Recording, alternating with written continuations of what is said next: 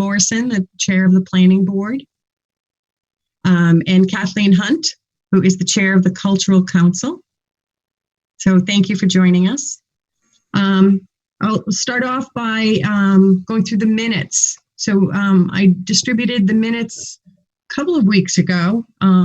So if I could have a motion to approve, and then we can have any discussion if there are any changes. Could I get a motion from someone? Make a motion to approve the minutes.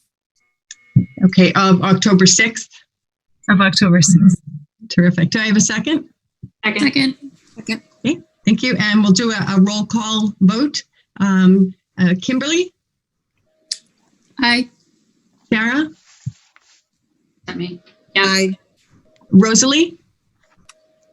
Aye. Janet? Aye. And Kim Philpott? Here. Aye. Aye. Zilly? Aye. And Lynn is an aye, so it passes unanimously. Thank you. Wanted to share with you our newest member who's joining us tonight, Alex Kirazi. So you, at our last meeting, Rich Crossan got a better understanding maybe of what we were going to be involved in and the amount of work. Being very busy, he said he couldn't commit the time. So unfortunately, he wouldn't be able to stay on the committee. And we had been talking with Alex, and he expressed interest. And so the board took a vote at the last select board meeting to have Alex join our ECDC committee. So welcome to Alex. Thanks for having me. So as some of you may know, Alex and his family ran two successful businesses on Main Street, Alex's and Layla's, and he owns several pieces of property on Main Street right now. So, and he also was a member of the Downtown Revitalization Strategic Planning Group. So he brings that insight and knowledge, and he's very excited to help us implement some initiatives. So welcome, Alex. And you're all sworn in, right? You're legal? Terrific. I think I was the last one, yeah. Okay, great. All right, so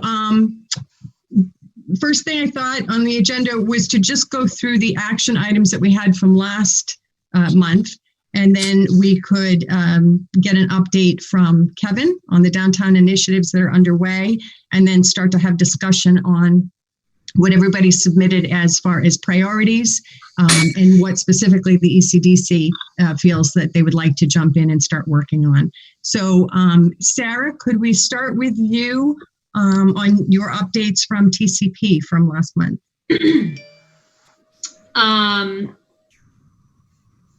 From last month, TCP. The local business funding? Yeah, so I reached out and unfortunately haven't heard back from the Tri-Town Rotary about working together with TCP to establish a small business relief fund, which I was hoping to use a crowdfunding platform to do. And the president of their organization seemed interested, said that she would bring it up to them at their next meeting. And she said she would also reach out to the Wakefield Rotary to just get a better understanding of how they implemented their small business relief fund, which they had a lot of success in. So that's where I am with that. I'm a little hesitant to move forward with it just as TCP because we're so new and we don't have our 501c3 status yet. But we haven't ruled it out. We definitely, think that helping keep the businesses that we have in the district alive fits within our mission, so it's something we're going to continue to look at. Okay, great. Thanks, Sarah. Any questions from anyone on what Sarah shared? Okay, great. Zilly, could you give us an update on the Ipswich art activities you were looking into?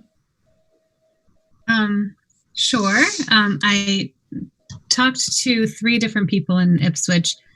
I was hoping to just get a sense of an example of a town, even though they're twice as big as us, they're not quite as big as Beverly for a comparison of things they do. So first I spoke with their recreation they call it Recreation uppercase C, Recreation, but it's their rec department head. And I'm trying to think. I have like 3 pages of scribbled notes because she talked a lot. I'm trying to make sure I'm sharing with you something that's relevant to our work. She definitely talked about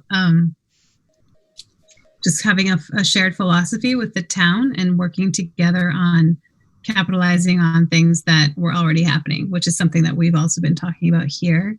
And she, it was kind of fun. I told her about our pump track idea because they're looking at a skateboarding,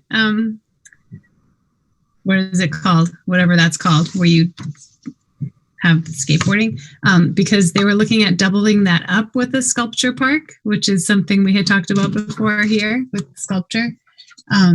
So just some interesting ideas from her. But the way they came to be what they are was a long evolution, and we're different. Like everything's a little bit different. So I think just knowing a little bit of their story might help us as we're evolving here. I can kind of tap the resources there. The other 2 people I spoke with were the head of the Ipswich Cultural Council. Again, they talked a lot about a creative economy. It was a kind of a buzzword that she said is really big right now. Kevin's nodding his head. So I think she also just offered herself as a resource as we're moving forward. If there's anything that we're working on or looking at grant ideas that she can support us with, she's willing to offer if we need it, because we might be in good shape with who we have. So, and again, the Essex Community, both of them mentioned the Essex County Community Foundation, which I'm assuming many of us here are familiar with, as an excellent resource / partner for any of this kind of work. And the third person I spoke with actually lives in Topsfield and is a business owner in Ipswich. And she sort of heads up, she's on the board of directors for their Chamber of Commerce. She also runs their small business roundtable. And she made me feel really good about where we are at with this group, because it sounded like a lot of what she's been doing. What I wanted to hear from her is how the small businesses are supporting each other, because I feel that our town having a small business roundtable, that's sort of a both and, something that's lined up with what this committee is doing to help each other, could be really positive. But in Ipswich, it sounds like they've been the drivers for a lot of the great stuff you see in Ipswich. So they're constantly trying to get the attention of, well, more recently, trying to get the attention of the government body to help with things like sidewalk upgrades and lighting. And I was like, well, we're kind of the reverse. We've got some really great initiative coming from Town Hall. I think it was a little different when they had Robin Crosby and Glenn Gibbs there, but more recently it's been a little bit more driven by the businesses. And another thing she said, again, she lives in Topsfield, and we just talked a little bit about how downtowns are the condition of a lot of small town downtowns. And she just kind of said she feels like everyone's in the same boat. A lot of small towns are really struggling right now between online shopping and just the direction of the economy at the moment with COVID especially. So she's hoping that Topsfield, like and Ipswich and all small towns, will just really hone in on connection and community, and just bringing things back into our communities as a saving grace, so to speak, pointing to the time that we were in COVID and how having a downtown you could turn to, having some small stores where you could still get by during quarantine kind of saved us. And so using that as a way to promote our small towns. So I don't know if that's really what you were looking for, but just there's 3 awesome people in Ipswich that if we ever want to bounce ideas off of, they're happy to help us. That's great, Sally. Thanks. So for the things that we were talking about, like art exhibits or something pop up in front of the library, the equivalent in Ipswich, is that the recreation director or the chamber? No, it wouldn't be so much the chamber. It would be more the recreation department and the Cultural Council. So one thing their Cultural Council has is an annual art exhibit that they've had for 30-something years at their Hall Haskell House. And that's different than the grant. The way cultural councils generally are the agent for Mass Cultural Council grants. It's something that kind of bonds them together. So that has been built off of with the Recreation Department. And so then they've ended up having things like the Ipswich Illuminated event, centers around that. It becomes a focal point. Other exhibits they have had over the years, again, I think it's kind of, there wasn't really, there wasn't really something for me to say, oh, let's do it the way they did it, because they've had this unique thing going for so long. But I think more the takeaway was, look at what's, like, if we have any place where we already have something that's been happening for a really long time is a nice place to start. Okay. Great, thank you. Anyone have any questions for Zelly? That's kind of a nice lead into one of the items that I had for the Cultural Council, because I had a great conversation with Kathleen, who kind of brought me up to speed on what their focus is going to be going forward. Because I think, Janet, you had mentioned before that you thought the council's primary focus was on providing grants, but not really becoming involved, kind of boots on the ground in putting together events. But it looks like Kathleen is kind of bringing her group to another level, and that's kind of the direction of the state level. So maybe I could, if you don't mind, Kathleen, kind of ask you to give the group a kind of introduction on what you have been doing and what you see yourself doing, because it seemed like you would be very interested in working with the ECDC on some of these things. Right. Thank you for calling me, inviting me.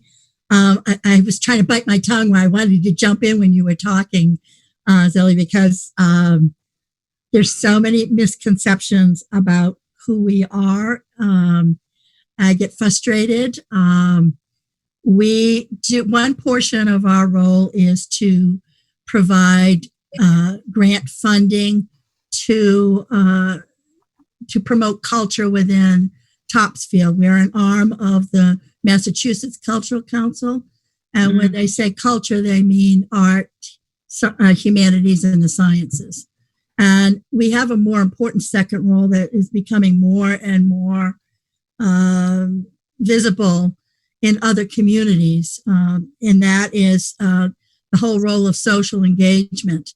So for the last 2 years, they have been very gracious in providing chair people with training on how to engage the community so that we can promote more economic development through the arts, to serve as a vehicle to communicate with business, residents, municipalities, so that we can work in unison to build things that are attractive to various segments of the population, whether it be children and families, or if it's seniors, or if it's the millennials, or if it's 40-year-olds who often complain there's not much to do here in Topsfield.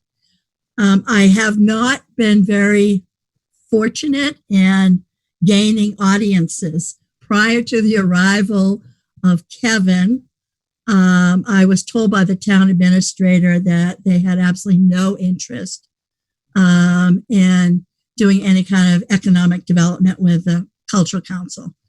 On my own, I went to what you guys call Planning and Cemetery Commission, and I proposed to them. Martha was responsible several years ago for promoting the summer concerts on the green, and they died out. And I went to them last year.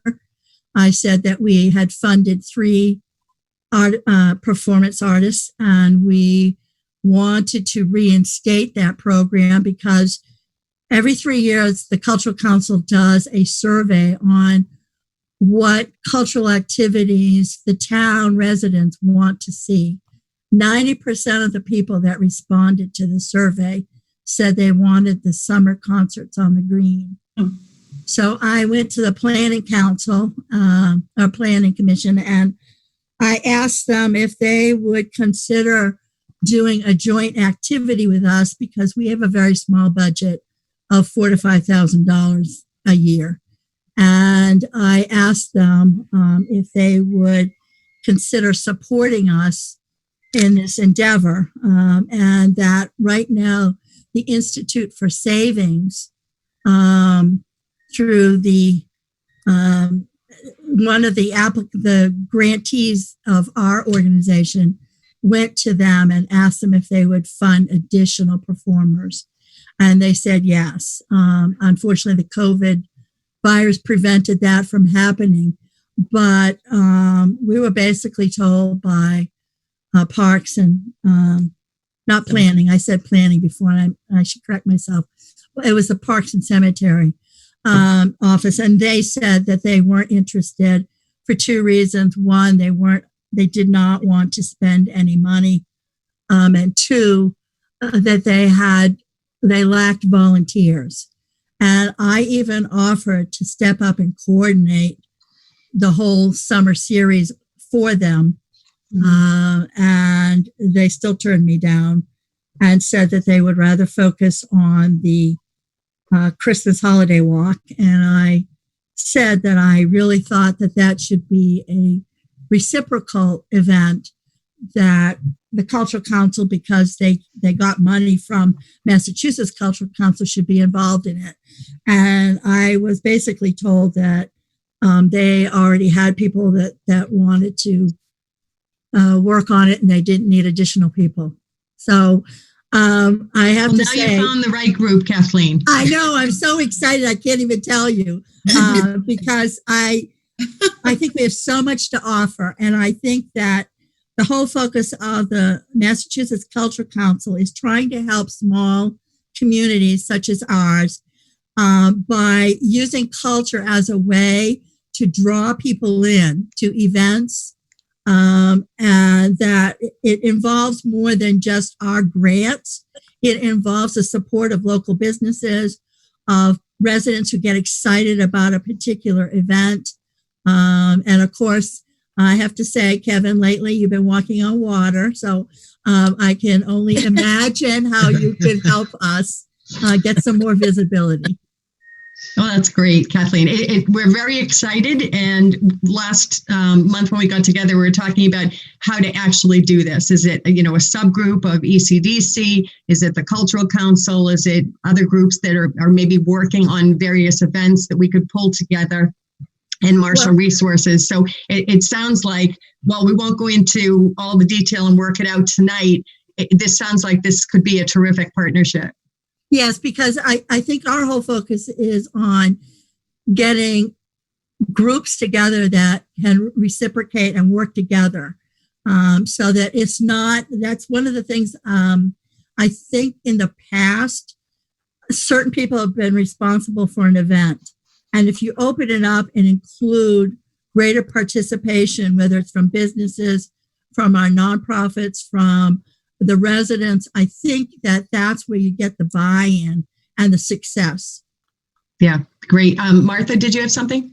Yes, I just wanted to remind everyone, certainly Janet's aware of this, that the library yes, I was going to say the library. The Gould Fund, half of which is designated for art. Right?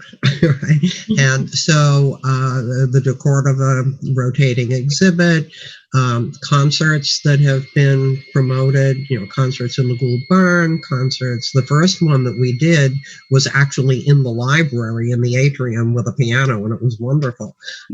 But there is a huge resource there that has to be used for the library, but it's for art, which is broadly defined as music, art, painting, sculpture, poetry, whatever.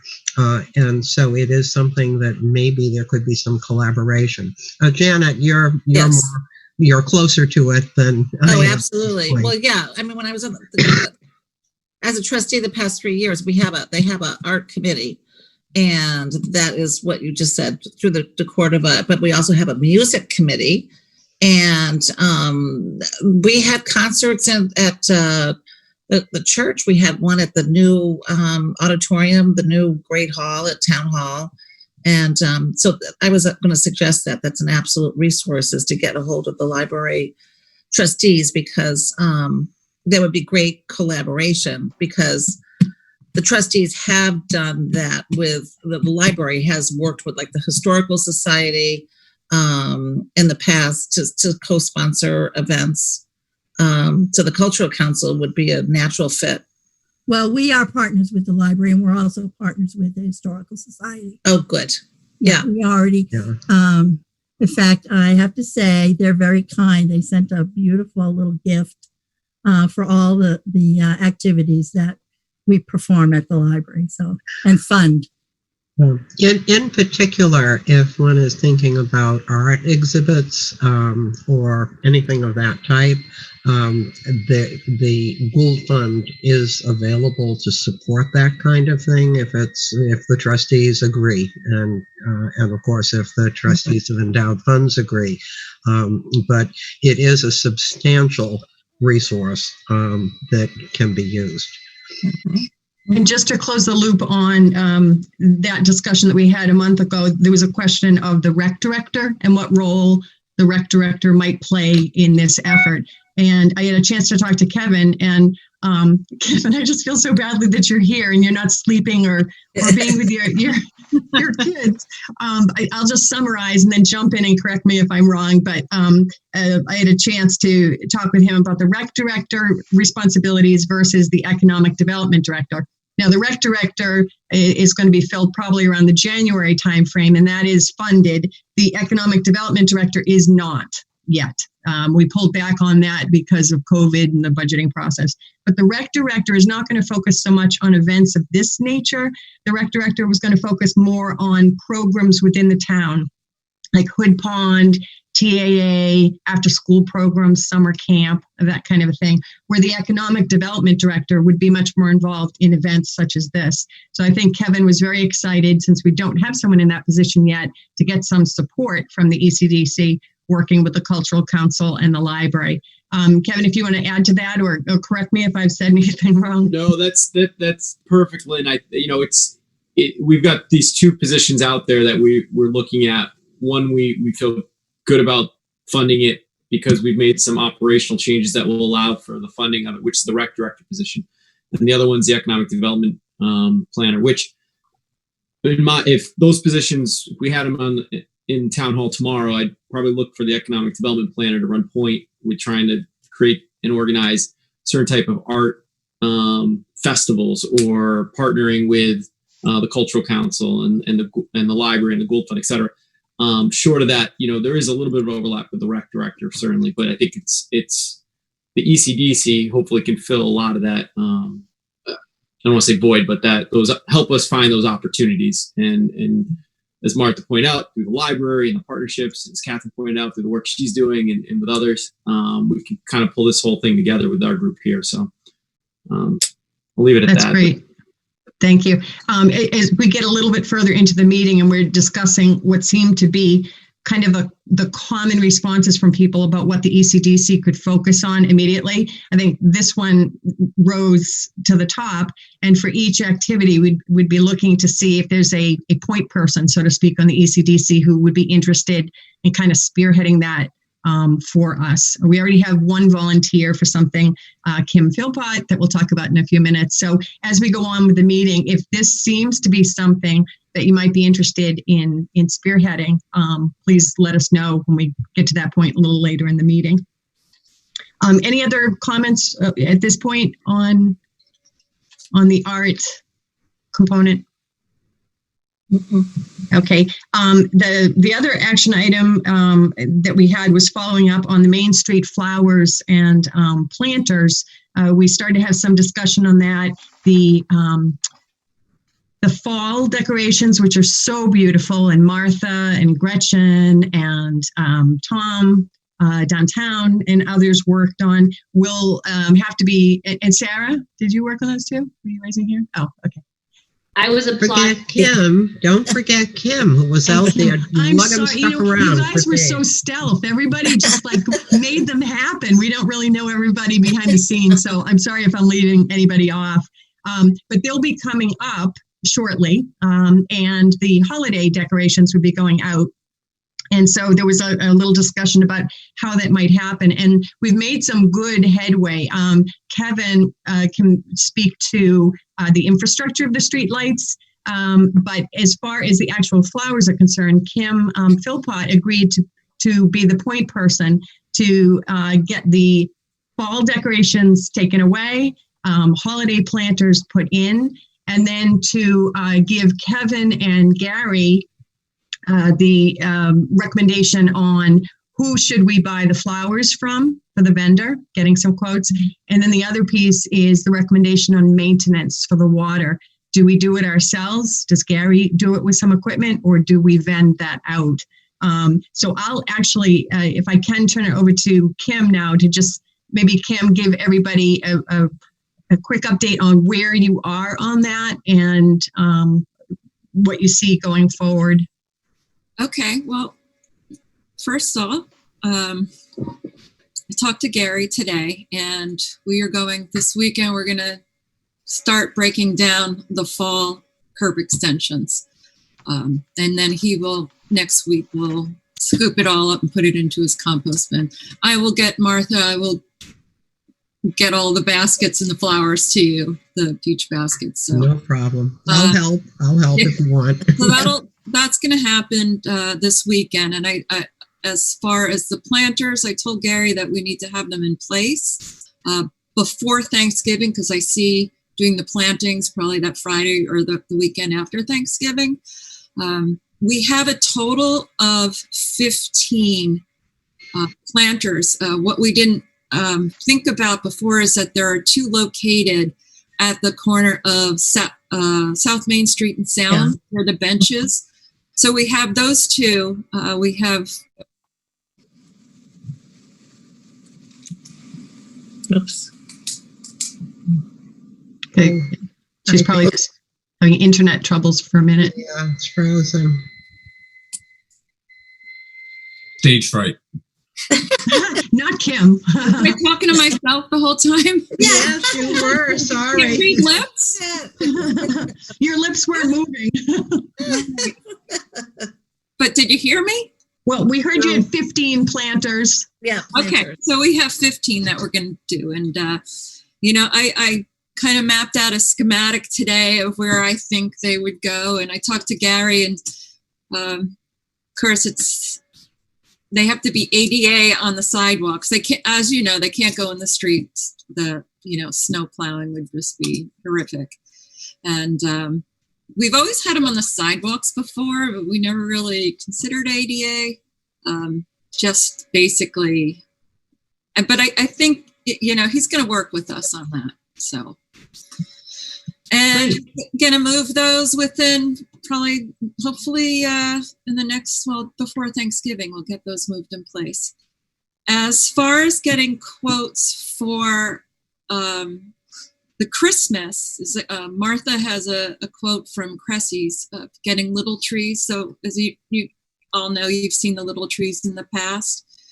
And we feel that that's the best way to go, is to get a little tree instead of going over to Nutter Tree Farm. I mean, we pretty much have cut down all his little trees over the past several years, because we would get the rejects, and because the nice ones he'll let grow for Christmas trees. So we've gotten them all, and So Martha said the leaning ones, the Charlie Brown ones. Yeah, they've all been Charlie Browns. We've been sort of putting the Linus lamp around it. So I'm thinking, just talking to Martha with the quote that she got from Cressy's is $13 a tree, plus we would need to get some decorations. So I'm thinking a total of $20 a tree, a planter. So that's where we're at there. Kim, do you have some idea of the source of funding for that? Yes, I do, actually. Martha, would you like to take this? If I could jump in here. The Topsfield Garden Club already decorates the town hall front and rear, and we put, wreaths up. It's a very expensive proposition. We also decorate the gazebo with garlands and lights and wreaths and bows. If it's the will of this committee to move forward with the planters and the little trees, I will ask the membership of the garden club if they would like to extend their holiday community beautification or civic beautification to include the planters as well. We have this price that we've gotten from our wholesaler. So the person who gets us our wreaths and garlands is spectacular. We already have ribbon, if we're going to use it. We already have little stars, in stock. And so I think it's something that the club might be willing to do. I can't commit until we get a vote, but I've got 2 members right here. What do you think, Janet and Kim? Yeah, sounds good to me. Yeah. Yeah. We've got 3 votes right here. Anyway, I think that this is something that we can move forward with without a big problem. As I say, we've already got a lot of stuff available and in stock that we can use. So that's it. I'll get right. I'll send that out. Later on tonight and see how many yays we get. Yeah, and I also the co-op, which is right across on South Main Street from the bench, they have like 2 or 3 barrels that they plant every year. And Terry Dwinell, Holiday Tree Farm, she always puts greens in there. I talked to her a little bit today about maybe, you'd like to do a little tree too. So I'll get back to you on that, because that would be nice coming down South Main Street to have both sides have the same look. Yeah. So I'll get back to you on that one. That would be, the co-op would fund those 2 or 3. I'm not sure how many there are. So then going forward with the rest of the hanging planters, working on getting quotes for the next season. As you know, you have Noonan's. I believe we're going to get the Liberty baskets from them. We'll get that. So I talked to, Terry Dwinell is getting back to me with regards to her doing the 16-inch planters. I spoke to the gentleman over at Danvers, and he's going to let me know who they use, but they do all the maintenance, all the watering themselves. And I have those pictures of the water tank that they use, and I'm going to show it to Gary because it may be something that they can construct up at the highway. It's, looks like a fun project for them. It's a very simple thing. It's a tank and a pump and a hose and a wand. Right. It sits in a tank. Yeah. The issue, though, Kim or Martha, is that the number of days. Noonan's was recommending every 2 days to water, and that's part of the issue. Is how committing town employees to be every other day, including weekends, to be watering compared to what a quote would be from Noonan's or Terry. Yeah. That's a big thing because with hangers, they dry out so quickly. They really do need to water them daily. Yeah, it's like every other day is kind of. Yeah, he said even every other day. And so that's something we really have to compare. Right. I'm sure all you guys will fool around with the numbers. Yeah, and I think Gary needs to figure out, basically what would the cost of labor be? The seasonal labor, doing this kind of, work. And it's not just the watering, that the tank has to come off the truck because they need the truck on other days. It's not as though they can dedicate, Gary's already said this, that they can't dedicate a truck to the tank, the whole tank thing. So we might have to get a skid to put the whole thing on so that the skid can come off and can go back on. So it's not just someone watering, but it's also managing the equipment back and forth. I think that's something that we really have to think about. Right. Yeah, and that will be one of Kim's charges, to put together all those thoughts and costs to present to Gary and Kevin to make that final call, just to give the group background. I did talk to a fellow named Rich Souza over in Danvers. Mm-hmm. They have a similar number of pots, or I would say streetlights, Right. as we do, and they do it themselves. They water every day in the morning in the summer, and they said it's a couple of hours. But as Martha had said, because they have a dedicated truck, they don't have to take the whole contraption on and off every time when they do the watering. They thought it was very simple, and they said it's easy to do, but Kim will be working with, putting together that picture for Gary, so that Gary and Kevin can make a call of what will work. It could be he doesn't have the resources to do it, and he may say that's fine. Yeah. But that's part of her charge, which again, Kim, thank you. Yeah, you're welcome. And they use Corliss Brothers for their initial planting. So I thought I'd give them a call to get some quotes for them. I love that place. I forgot all about that place until, talking to him today about it. So that's where we're at with that. So I hope to have that done hopefully sooner than later. Yeah. Kimberly? Can I just ask a question? I'm all for live plants. They smell lovely, but have we ever considered maybe artificial plants that would remove the whole issue of having to water? And if done well, it is also something that could be stored and kept for next year in the future. Not cheap. So there might be certainly some upfront costs to the first time around, but just thinking about for sustainability, that might be something to think about. Right. I'll look into that, because Martha and I were actually on a website a couple weeks ago that we were looking at, just as you said. Yeah. I think fake has come a long way for what it's worth. You get what you pay for, but if we bought some nice ones, they might, we might get at least a couple of years out of it, and then we wouldn't have to deal with watering. So. Yeah. And if we go the other route, the live ones, it's kind of a tight time frame, because Noonan's was saying you have to put your orders in by about the first week in December for them to order the flowers. I didn't realize it was that quick for spring flowers, but we're on a little bit of a tight deadline. Yeah. So it's all of the nurseries. They start planting in February. They get all of the the baskets and the pots and whatever, and it's February is when the plants, and that's why they look so beautiful when they go up at the end of May, because they've already been growing and they've been fertilized and they've been, happily, getting bushy. The other component to this is the cost.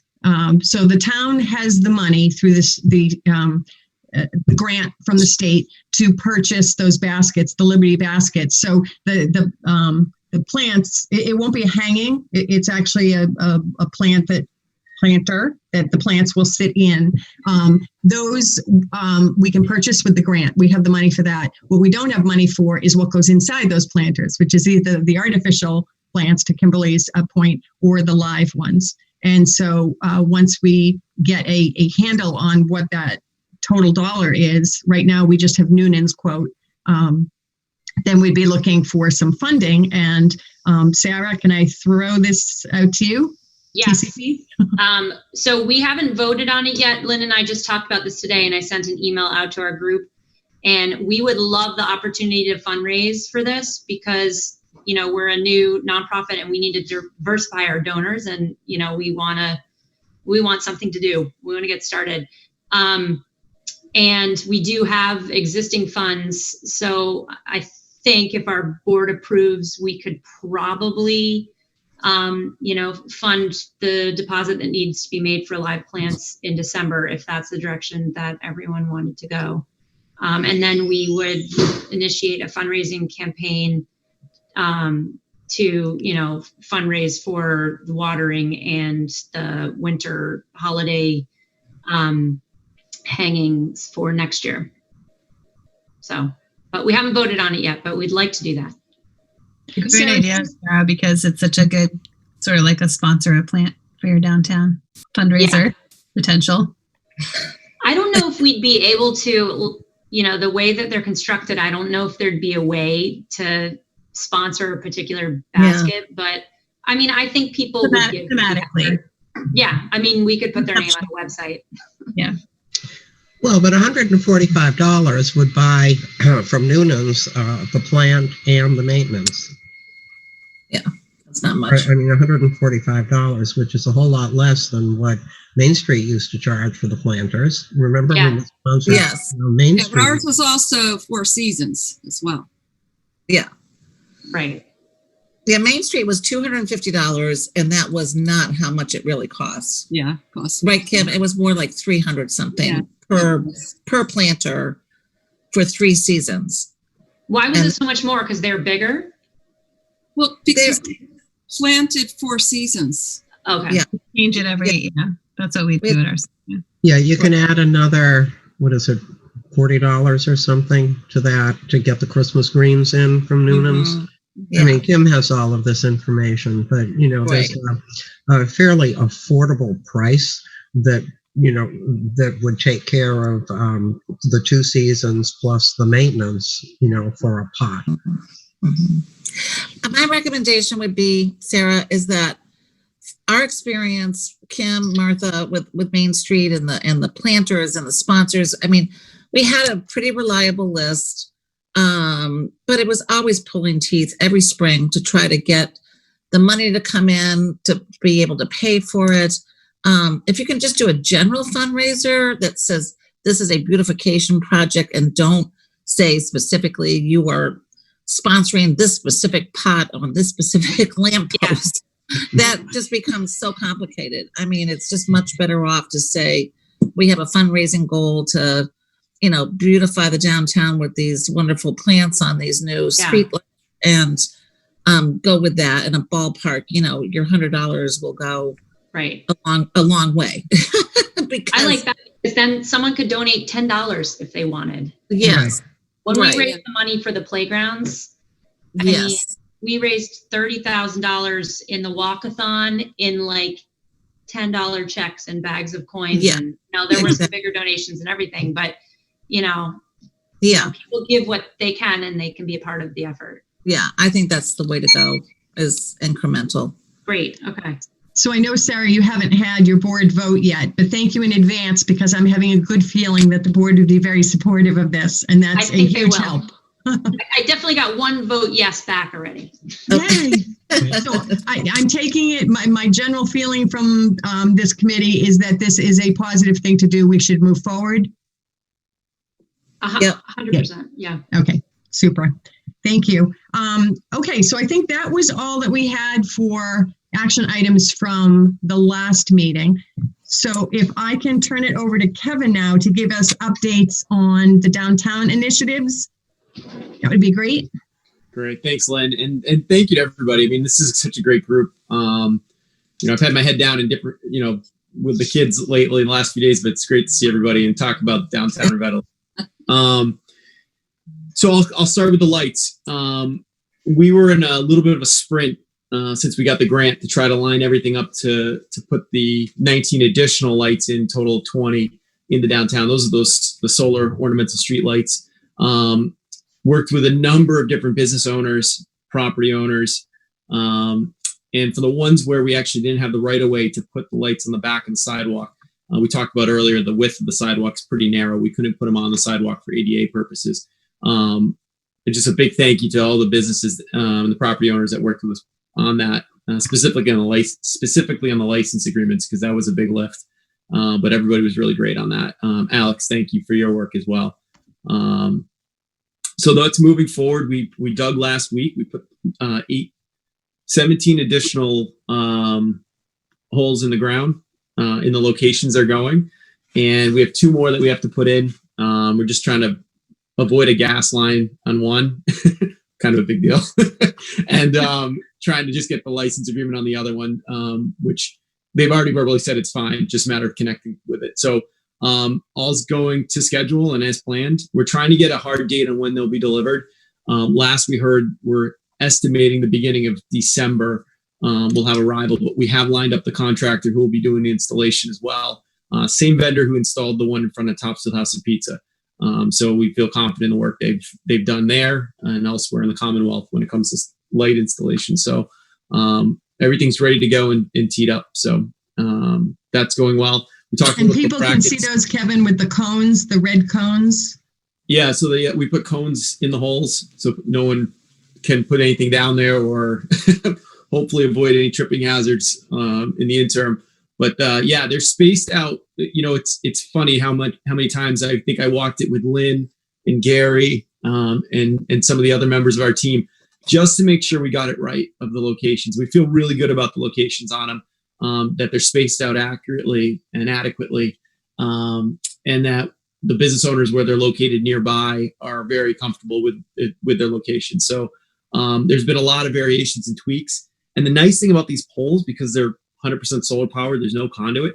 If we find out we put it in a location that didn't make sense, we'll just take it up and take the 4 bolts out and move it over to the place it needs to go.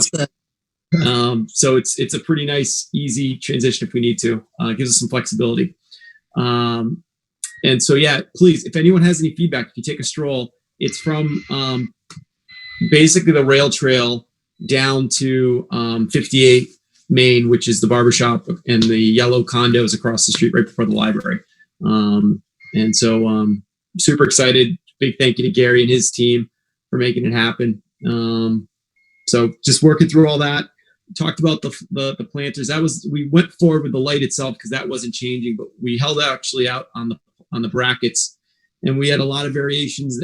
Talked with a number of different professionals, Garden Club and others, and I think I passed along the information to Donna Rich, our procurement agent, to move forward with the purchase of the, I think it came 15.5-inch brackets so that 16-inch bowl can fit inside of that without a problem. So that's moving. And with that is the closing out of the shared street grant, which we received that allowed us to do this project. So there's some reporting now that we have to do on the back end.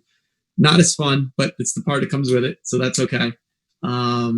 But we're working through that to make sure that's the I's are dotted and the T's are crossed on that front as well. And then Kevin, I think Martha had a comment. Sure. Yes, and I am going to have to leave momentarily because I have to go to a planning board Zoom meeting.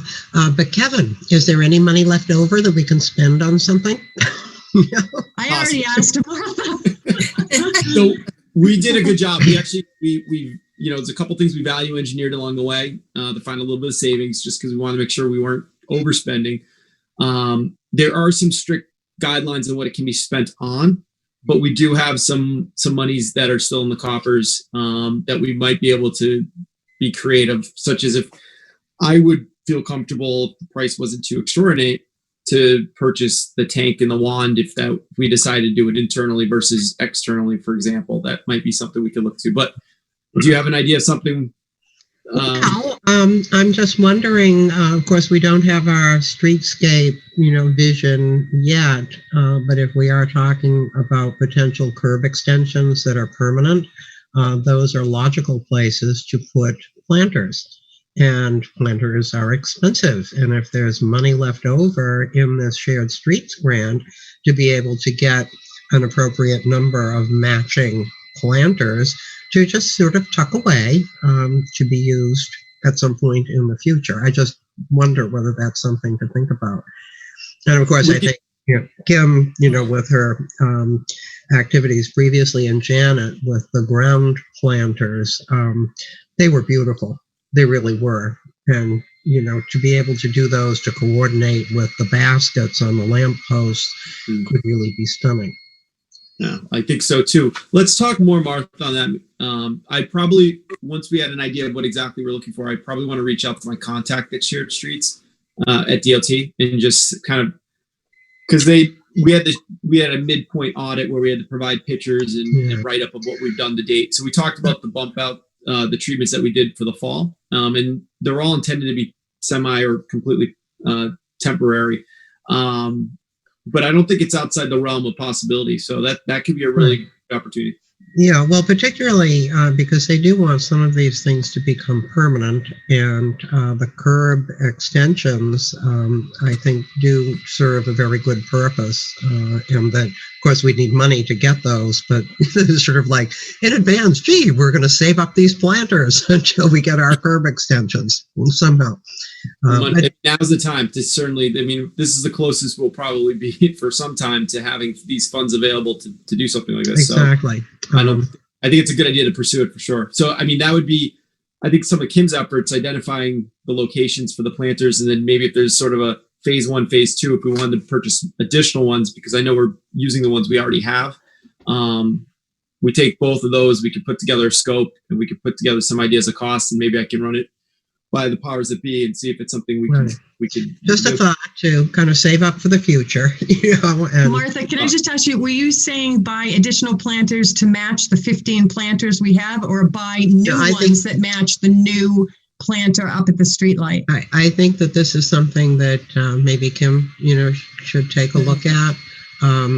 We can't get ground-mounted cocoa-filled wire baskets. I mean, they're not going to survive.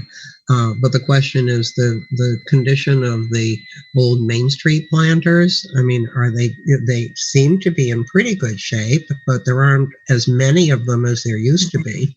Isn't that right, Kim? Correct. You're on mute, Kim? Yeah, there's not as many. Yeah, they're in rough shape. I mean, some are still in really good shape, but they've fallen apart. We have the bad side towards the gazebo. Yeah. So I mean, I think we'd be looking at taking a look at what would be an appropriate planter and what material to match the lamp posts, or something that could coordinate, and that if we could use the money to buy those, that would be great. Yeah. I mean, Kim, if you wanted to add to the scope of what you're working on right now, just to get an idea of maybe what a planter, a couple ideas of what a planter we might want to put out there would look like, and possibly some idea of what that cost would be. Okay. I can help with that too, Kim. I can help you with that. All right. And I think this is partly too, like, this is a good segue. Thanks, Martha. VHB, who's doing our design work for the downtown.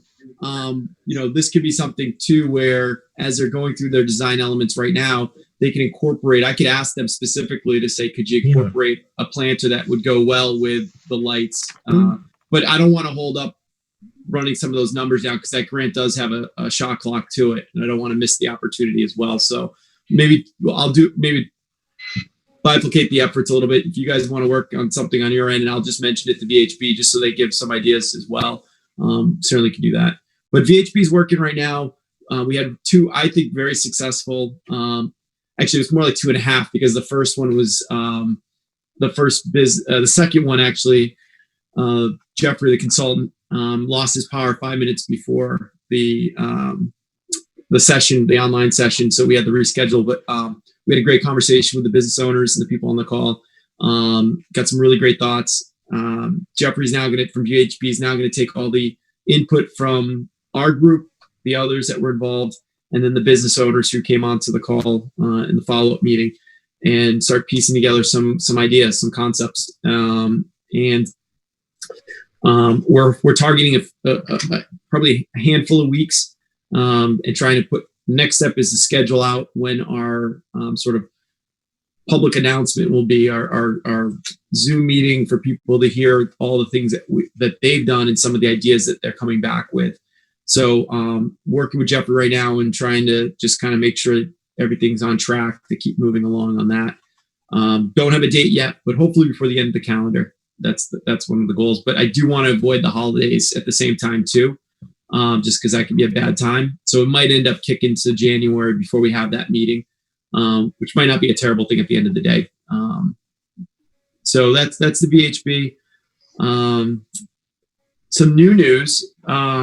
We received approval from the select board Monday to install 2 new electrical vehicle charging stations in our downtown, well, on the edge of the downtown at Town Hall, which will allow for 4 EV charging stations ports, so 4 spaces, to help promote people who have electrical vehicles to come to Topsfield to plug in, charge.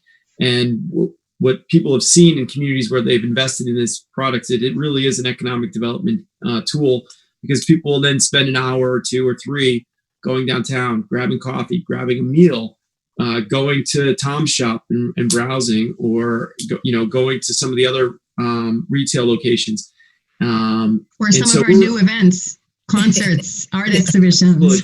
Absolutely. But it's really great. It just checks so many awesome boxes. It's sustainable. It attracts people from the business side of it. And the best part about it is Topsfield's receiving about 95% of the cost of the installation and the product itself covered by National Grid incentives. Typical communities that are receiving these incentives are getting about 60 to 70% of their costs covered. Topsfield's getting about 95%. So it was pretty substantial. I think we're actually getting the most incentives on a percentage base than any other community in the Commonwealth. John, did you have a comment? Yeah, I was just reading some of President-elect Biden's plans and so on. And one of the things he's committing to is in the next 4 years, adding 500,000 electric vehicle outlets around the country. Right now, we're at somewhere between 25 and 75,000. It's hard to know exactly the number. That'd be a dramatic increase in the number and is expected to promote in terms of the numbers of locations, because gas stations oftentimes have a dozen pumps in one place. EV locations tend to be 2, 3, 4, up to 8. Long story short, we're going to see, I think, a lot more interest among people in using electric vehicles. And I think we will be ahead of the curve if we choose to install them here. Towns around us are so doing that. And my expectation is we may find that there's ongoing subsidy to help make this happen.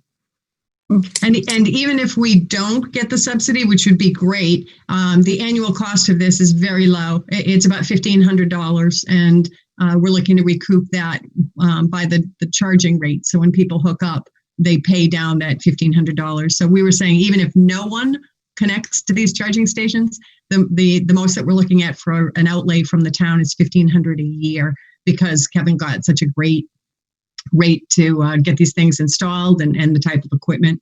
Was this in November, Kevin? Were you looking for installation? So, well, just one really quick point. If no one hooks up, I did make on camera, on the record, a promise that I'd buy an EV and charge if in the event no one uses it. But I'm pretty confident people will use them. It's actually a really fantastic location, considering the location off of Route 1, off of 95 and 97 especially. It's primed. There's an app that actually shows you where all the EV charging stations are, and the closest one to us is up at the Audubon Society, and then the next one's Boxford. So I can see this really being used heavily, hopefully, fingers crossed, but it's a very, very low risk proposition for us to go forward with it, which is great. And my wife wouldn't like it, but I don't mind buying an EV. I think it'd be kind of fun. So we'll see what happens. And it's quick, right? Did you say end of November kind of time frame, or? We're fast tracking this. We're actually meeting tomorrow at 1:00. We have a kickoff call with the contractor to go over the very specific details of the installation. And we're actually trying to get him in. It could be as early as by the end of this month, to be frank. So we're super excited. Everything's kind of fallen into place. It's another really great project we get to work on. So it's exciting. It's fun. So I don't know. Do anyone have any other questions on the EV charging stations? I know this is a new one I'm bringing up, so I don't want to move. Where are they going to be located again? Town hall parking lot, and where else? Yeah, there's going to be 2 located right in the parking lot. Actually, those are the only 2 right now. Oh, good. Okay. Yeah. Okay. If it's successful, I mean, and we see a heavy use on it, and it brings people downtown, and it's an amenity for not only visitors but our own residents to use. We've already talked about some additional possible locations. One being the old DPW, but we didn't want to lock that space up with any infrastructure commitments, because there is a 5-year minimum with the incentives. You have to have it out for 5 years. And we've talked a little bit about that building really being an interesting building that we might be able to do something with to help spur economic development in the downtown. So we didn't want to lock that up. So the town hall made the most sense. And each of those 2 chargers actually charge 2 cars. So there are 4 cars that can be charged by them. There are 4 parking spaces. That's right. Okay. So stay tuned. What I'd love to do, I mean, normal times it would be a no-brainer, but I'd love to do maybe a small little ribbon cutting too once they're up there, just get some notoriety, some publicity around it, because we want people to use it. It's fantastic. It's a really good thing, and if it gets one person to buy an EV because it's easier for them to charge, that's a win. That's a great thing. So hopefully we get more than one, and hopefully people use it. So, master plan. So I do have some bad news. we did put an earmark in the state budget for $100,000 prior to COVID hitting to fund a master plan process here in town. As you might remember, we've talked about this before. The last master plan was done in 1959. They're typically done between 15 and 20, every 15 to 20 years in a community. And it's really going to help us have a community-wide conversation about really what we want. And by understanding what we want can help inform what we do with our zoning, modifications or changes, working hand in hand with the planning board as well as the ZBA throughout that process. But there's obviously a place for the ECDC when that time comes. We put the earmark in. Unfortunately, all earmarks this year, due to financial constraints as a result of COVID, have not passed. The governor did not pass those. So we're not in any unusual situation not having an earmark in the budget this year. Although we are going for $40,000 to help with COVID expenses directly. We don't have the monies right now for the master plan. But, I've talked to Lynn about this a little bit, trying to identify what other buckets, if it's next year's state budget, is it a warrant article, is it something else, other grant opportunities. We're going to start we'll start digging around to see what's available, because I think the master plan is so critical and such a huge part of what we want to do, not just in the downtown, but townwide, what we want to protect and where we want to encourage investment. And as a community conversation, get there. So more to come on that. A little bit of work to do, but if the ECDC, if you hear any, in your travels, you hear of any opportunities that are out there, grants or otherwise, that might be a place for us to look to try to fund something like that. Please don't hesitate to, shoot me a text message or an email or a call. And the more eyes and ears, the better, right? Because it'd be a really great thing for us to be able to get. Kevin, if I could jump in for a second, just to tied into the master plan, I got a call tonight from Jerry McCarthy, who's the chair of the Housing Authority, and his board is recently turned over, and their members are very excited to try to work with the town and the federal and state government to get some additional housing in town for veterans, for seniors, for lower income seniors.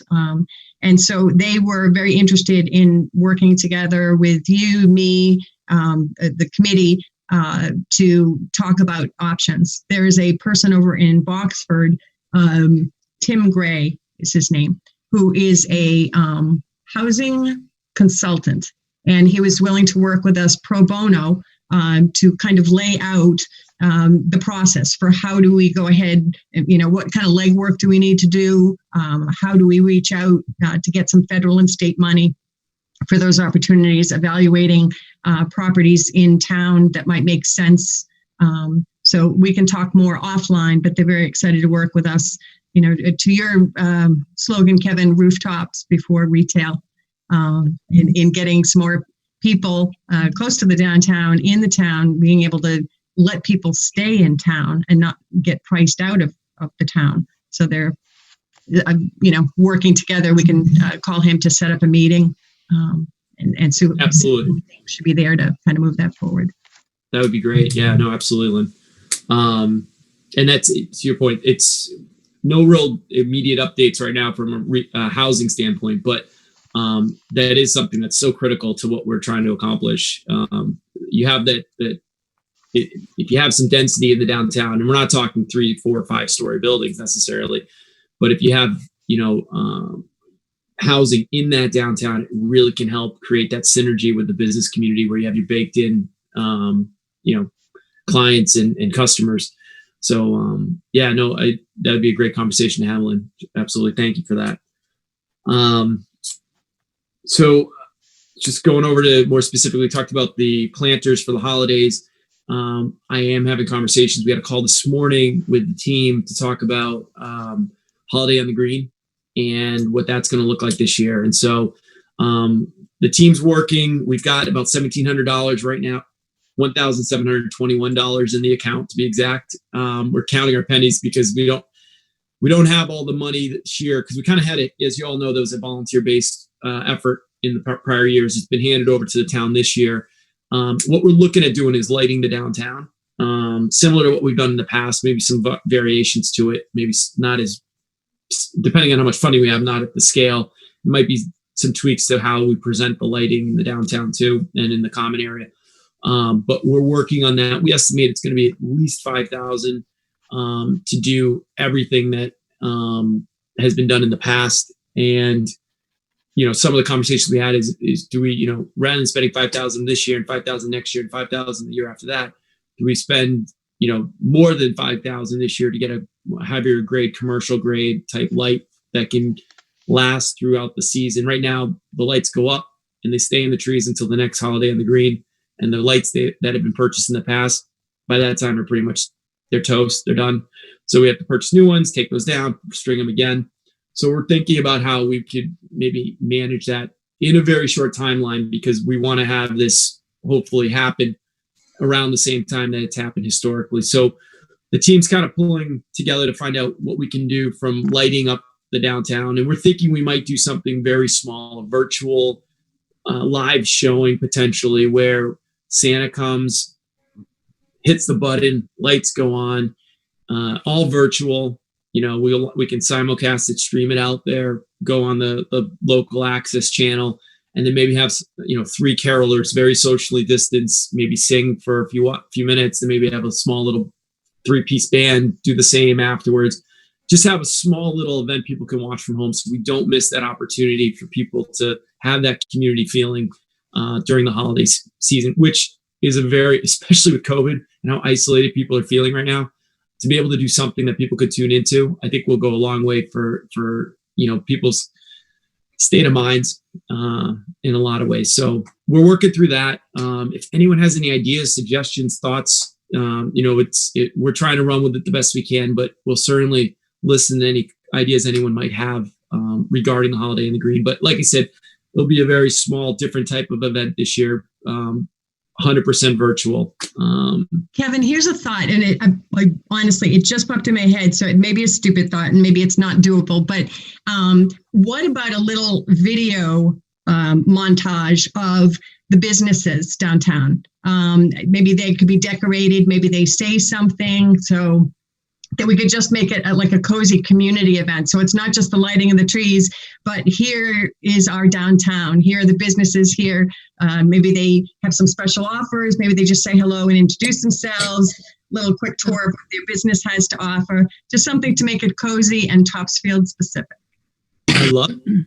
We could maybe splice it in between some of the caroling, have a couple messages from people. Everyone knows the small businesses are hurting right now due to COVID. So if it's an opportunity to give a nod to them, I think it's a great idea. I probably need to either talk with Brad over at Boxford to see if he would help with taping those messages, or if we have a camera at Town Hall, somebody who wants to take that project on, whether it's in-house or volunteer to help us with it. We could certainly partner and figure out a way to get there. But that's a really interesting idea. I love it. And I'll also look to see if there's funding. I know last year I recommended to the group, they got $1,000 from the Massachusetts Cultural Council. So I'll look into that for you. Thanks, Captain. That'd be huge. Thank you so much. The other thing I was going to mention, it's kind of a day late and $1 short, but there is a deadline tomorrow for small businesses that were affected by the virus. The Massachusetts Cultural Council has a pandemic fund, but unfortunately it's due tomorrow. But it's worth going online. If you know someone or the people in this group, if you have a nonprofit, I would apply for it. It's online. It's a very easy process, but it is due tomorrow. Is that something you could send to us, Kathleen, that we could? You have to go. Just go to Massachusetts Cultural Council, and they have a big paragraph that says pandemic funding. The other thing that I thought I would do, Lynn, is I will send you an email. With all the training I've done, I've gotten to see what other towns have done in terms of festivals and activities and gotten funding for it. So I'll make a list and show you what some towns larger than ours have done. and also what we're doing specifically, because I think a lot of what the Cultural Council is doing in terms of our grant funding relates to what your committee is doing. That's great. Thank you, Kathleen. Kevin, was there anything else you wanted to add to your? Just the last couple thoughts. One of them was actually, right now, obviously because of COVID, we're restructuring how we're doing events. But when we come out of this, hopefully sooner rather than later, having Kathleen and this group and others helping us sort of point us in the direction when it comes to events, and what we want to do, what we're currently doing, what we want to expand off of. It's never too early to start thinking and planning. So that's one thing I wanted to mention, just to kind of put out there for the group as we kind of prioritize our initiatives. And then just the last couple things I'll just mention is on Friday, I'll be doing a Zoom with the executive board for the Greater Beverly Chamber of Commerce. They cover Beverly, Wenham, Hamilton, a couple other smaller communities. Topsfield's not technically covered by them. We don't have a business in their group currently. But one of the things I think is really important about what we're trying to do is really to promote what we're doing and let people know. And it's a group of entrepreneurs from a number of different communities. And so I'll be sharing some of the things that we've been working on, just so that they know that we're being very proactive when it comes to our downtown revitalization efforts.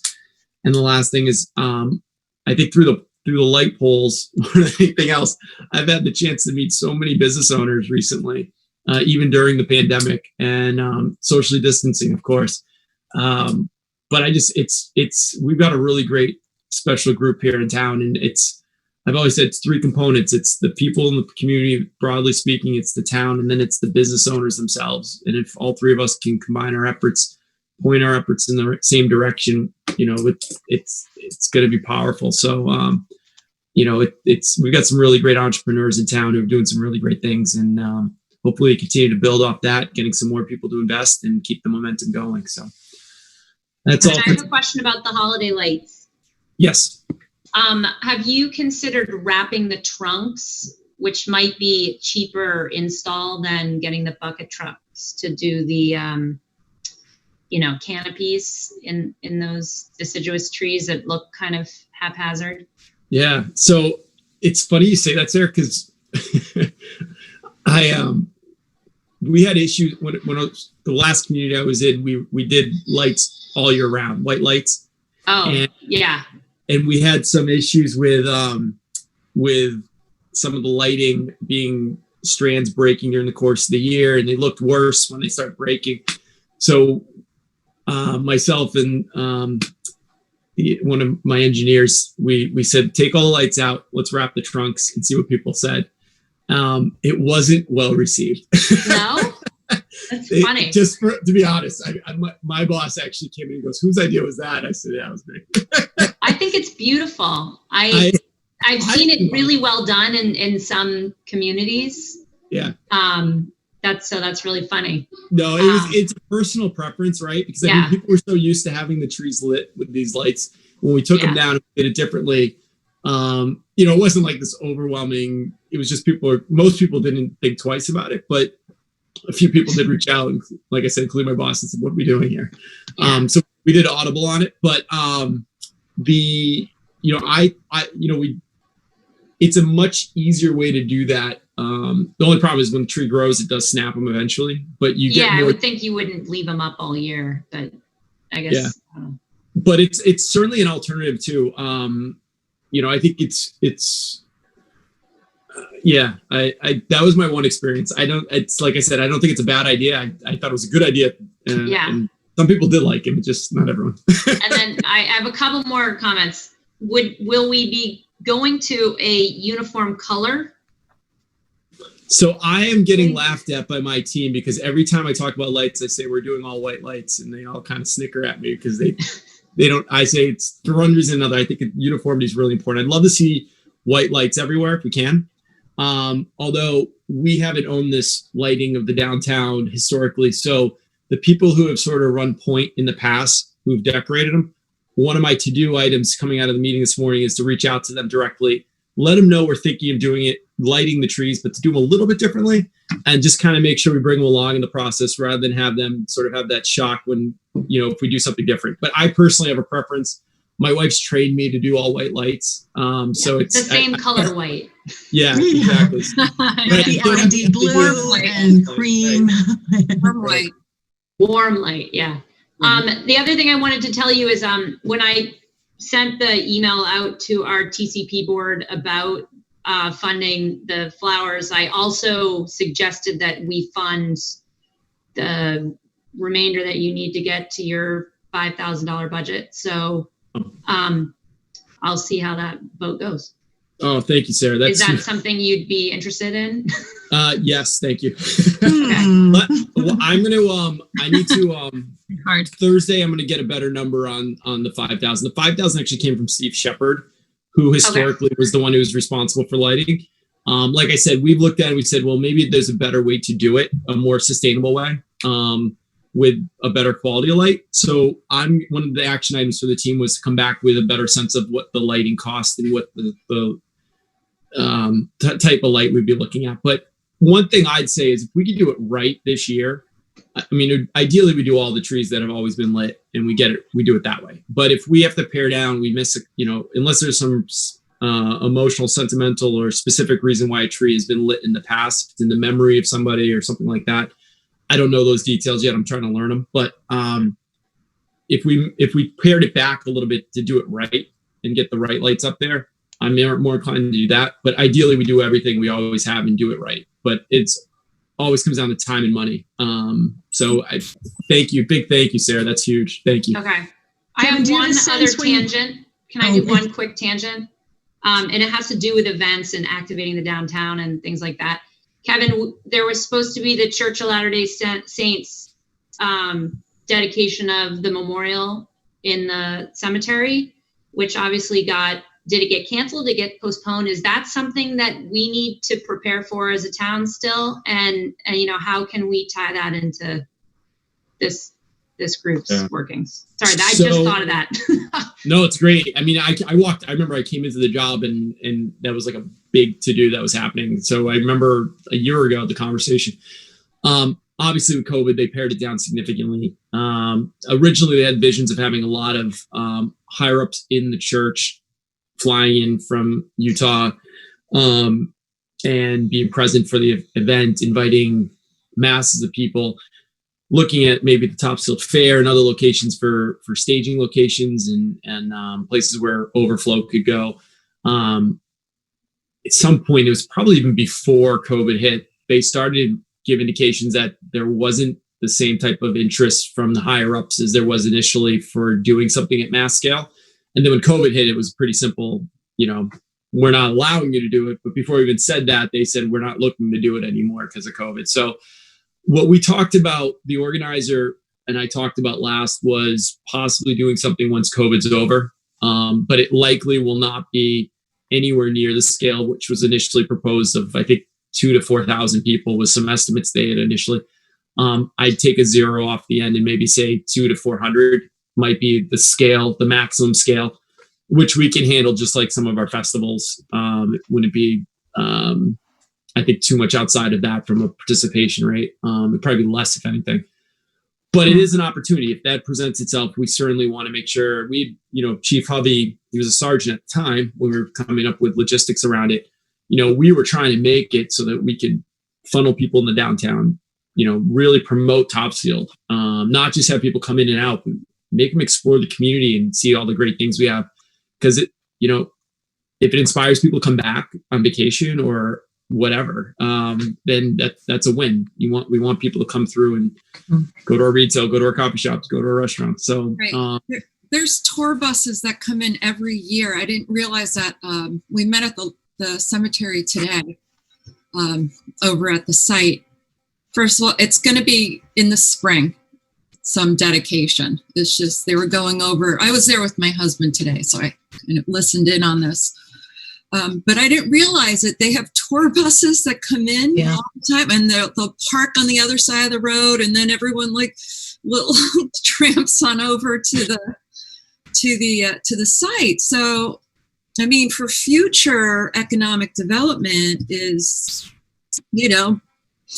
drop the, bring them to, bring the tours to the cemetery over to Boardman Lane and then to downtown, because it's, like I said, it is a tour bus. So they can, eat downtown. So I didn't realize that, but this happens throughout the summer. Yeah. Kim, Right is that through bus August. electric? Excuse me? Is that bus electric? You know what? We'll get it. Maybe we So- could tell them that we have these amazing charging stations, but they only have 4 hours. They might take all 4 at once. Yeah. No, they the one of the things I talked with the organizer was the ongoing thereafter, because I have some safety concerns with the fact that they're parking their buses and then crossing the street. Right. Yeah. They're going to try to reroute that somehow. So we talked about, once everything kind of settles down and they start having the tours more often, because I think some of them have pared back, obviously because of COVID again too, is to come up with a strategy where we have them park their buses in a safer location, which might be closer to the downtown, and then have people either walk up or have them, create some drop there and, incorporate the downtown and making sure they're not just dropping and going and coming. Yeah. In. Yeah. So it's certainly something we've had conversations about. My initial angle is safety. I was like, oh my gosh, this sounds really unsafe, and it's just a matter of time somebody's going to get hurt trying to cross 97 to get to the cemetery. So, but no, it is an opportunity, and we've talked about that. I think once everything kind of gets to some normalcy, we might try to tackle. What happens with those is some of those tours are actually through the church, and some of them are not. And so the ones through the church, they said they have direct contacts that they could organize how they want them to park, where they want to park, and where the tour should go. Mm-hmm. The ones they don't have necessarily control over, the ones that are just doing it sort of free and outside of the church. They just kind of have their events and they do it. That's my understanding. Yeah. I have a question about going back to the Christmas light. On the light poles, are there outlets there? Solar for, can we string lights around the light poles and plug them into solar power? There's no outlet to them, and they're not, because there's no obvious electricity going through them. There's no conduit where we could draw off of. The batteries are pretty good. They have some capacity on them. I wonder if we could just do like a battery operated light, even just keep it completely sustainable, right? I don't know if we could tap into the existing battery, the solar battery. I don't know that. I don't know the technology well enough. It's an interesting option though. It would look very pretty. So after we wrapped the bases of the trees, we then took the lights off. We wrapped the light poles actually, and we made them look like candy canes. Yeah. That passed. That one was okay, I guess. So that's something I've seen done as well, and we had it for a couple seasons with the candy cane look. I'm not suggesting we do candy canes. That was someone else's idea, but even doing white lights on them might look really nice if we get there. But also in the future, we could put little trees up there or wreaths up there that we could light up. Well, let me look into the baskets. You mean? Yeah. If we have some power. Let me find out if we tap into the battery at all, Kim. I'm not sure how. I mean, I know we have the batteries are basically, if there was zero sun for 11 days, they would still run for 11 days before they stopped working, which is pretty powerful. But let me see if there's a way to sort of splice or tap into that battery for external lights to wrap. I love the out of the box thinking, Kim. While we're still talking about the holiday stuff, I've been kind of brainstorming, so I don't have fully formulated brainstormed ideas to really share, kind of like Lynn had that idea pop in your mind, but I feel like it's worth just mentioning these seeds of an idea. Again, to think about our small businesses during that time. One thought I had was, this one feels like it would be too much paper, but publicizing the video that you're thinking about doing, the virtual event, having the businesses help publicize it as something that also is an attraction to the business. Like, I don't know if there's a way with your receipt that you get an invitation to it. I'm thinking about, I don't understand how QR codes work, but if there's anything related to a QR code, if there's any kind of surprise that maybe you might get a lucky invitation that has something special just for you. So then as you are, going into businesses downtown, you might be the lucky winner of something that's related to your invitation to the virtual holiday event. Totally brainstorm ideas at this moment, but I just kind of something that can somehow, like to Lynn's point of maybe having small businesses in the video itself, part of the experience of the holiday walk has always been not just the pop-up shop type of things that go on, but the businesses themselves feeling, having everybody feel like that's their community and connecting their local businesses with their feeling of community. So that's one thought. And then another thought is, right now we have, like, Leela's has beautifully decorated for the autumn theme. Top Hop has the new planters out front. Tom and Bake Shop are always doing incredible decorations. If there's anything that we're doing that we can sort of offer to businesses, if you need any help getting your decorations up to par to match in some way, just if there's anything we can offer, or maybe completely separate from that. I can't believe how much I love this thing that one of the people I spoke with in Ipswich has done, which is every single business, next time you go through Ipswich, pay attention, has a white star, like a white lit star in their window. They're not all the same size. It sort of depends on the store. But those were shared among the small business roundtable, just as a, like, we're in this together. We're going to get through COVID. We're going to get to the other side of this. And it's really cool to drive through downtown and you notice, like, oh, they all have it.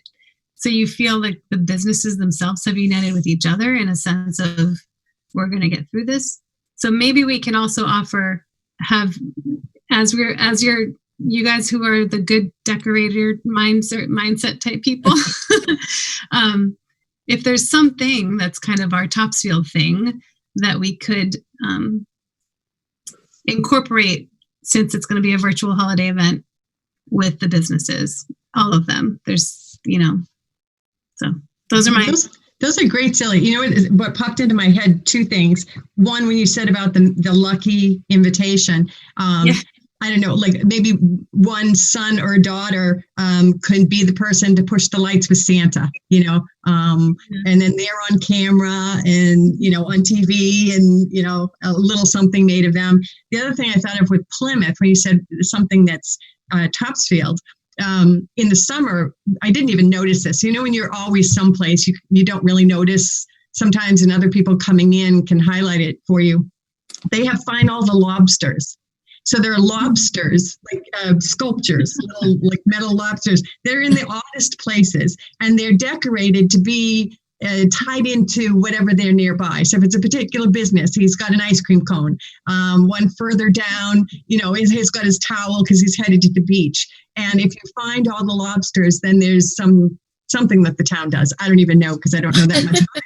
And we're looking in the restaurant. I look out and I go, oh my gosh, there's a lobster. With a cap on. It was the first time I noticed it, but it made it very cool. And the kids seemed to really get excited about it. I don't know what they gave them at the end, but it just made me think when you were saying that about something, traditionally Topsfield, that people would say, have you gone to see the, deer? The coyote?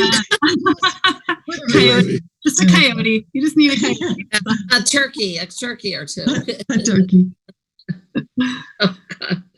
So so like I said, when Thursday morning at 8 is our next session, I'll bring back some of these ideas. I think some of the creativity items, if there's anyone on the ECDC who might want to partner with us as sort of a point person, who might want to help us with some of these, I mentioned earlier about we can go out and tape some of the businesses, but it's today's day and age. You just, someone could probably take their message and send it in to us, and we can put in a montage at the end or something like that. Just a well wishes from, the bake shop, or well wishes from whatever, Alila's, John could do something there. So So can I have a daughter who's a junior in film school who would probably love to go into businesses and film for them.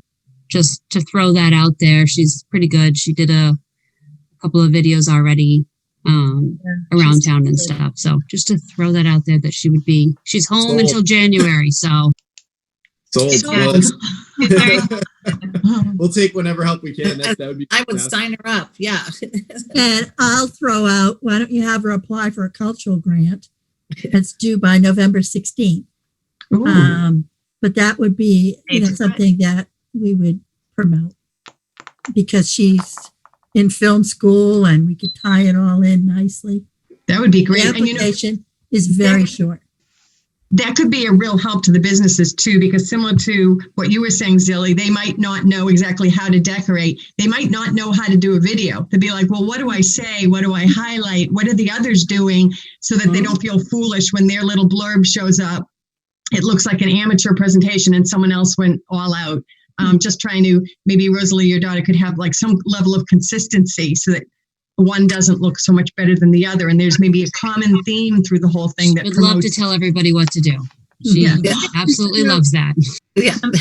They could even do like the how a lot of thank yous to teachers were like different kids holding up different signs where together it ends up writing the whole sentence. Like if she's coordinating them, then she can coordinate a message that's from everybody together. I actually like that a lot because then it's not just promoting the business directly as much as it's just a thank you back to the community, right? Like you say, thank you for supporting us during COVID and during these tough times, something like that. So it's not as much self-promoting, but it's a message from the business. I actually like that a lot. And that I think would go best with the theme of, having carolers and Santa and everybody else. Mm-hmm. If you want to have her connect with us, Rosalie, we can we could start having those conversations and I can start bringing her into some of the planning meetings that we're having. Will do. That'd be great. And then Kathleen, where would they go to apply for that cultural grant? What I'll do is I'll just send you the information and you can pass it on. Okay. Because everything has to be done online. Okay. So Terrific. that would be great. So glad you're here, Kathleen. I know. I am too. Okay. Question. The only other question I had that popped into my head, Kevin, for Sarah and her team. When do you think you might know the costs for the commercial grade lights? Right now they've just got the 3,300 number. I had asked the team to prepare that for me for Thursday. So hopefully Thursday. If they run into any trouble getting a quote, it might be beyond that, but that's our goal at this point. Okay. All right. Will you just shoot me an email when you get it, Kevin? Will do, definitely. And the only other thing, Kevin, if you could give an update, because Janet had mentioned it before, I think you have a contact in Danvers for just to do some digging and legwork on moving telephone poles and what that entails.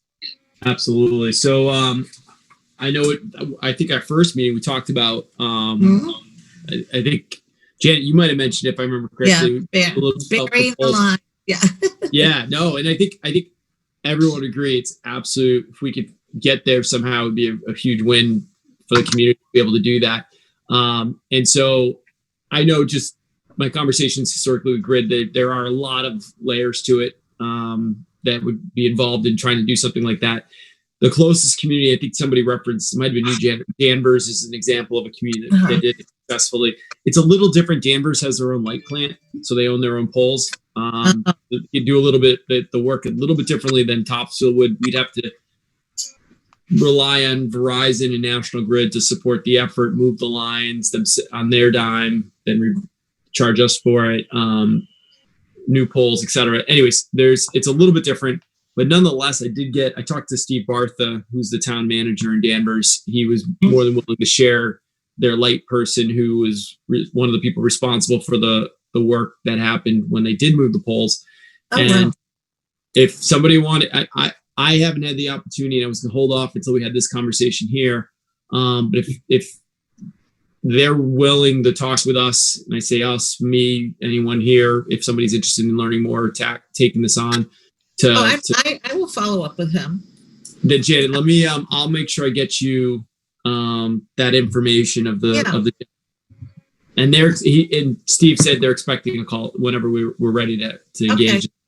Mhm. Great. Rosalie, could I ask you, what is your daughter's name? Zoe. Zoe? Okay, thanks. Yep. ZOEY. All right, excellent. Thank you. All right, I know it's getting late. It's already 10 after 8. If I could just backtrack for a minute to the art discussion that we talked about, was there anyone who would like to serve as the point person working with Kathleen and flushing out some of these ideas? I